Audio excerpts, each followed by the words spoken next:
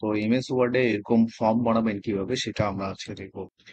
তো এমএস ওয়ার্ডে এরকম ফর্ম বানানোর জন্য জাস্ট আপনাকে যেটা করতে হবে, জাস্ট আপনি লিখবেন 2610, তারপর অল্টার এক্স দিয়ে এরকম আপনার ঘর চলে আসবে।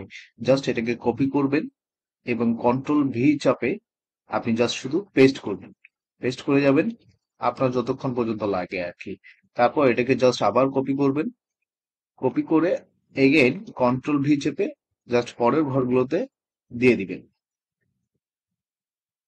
ওকে, তারপর জাস্ট আপনি এটাকে ধরে এখানে দেখবেন যে ঘর বানানোর জন্য বর্ডার দেয়া আছে।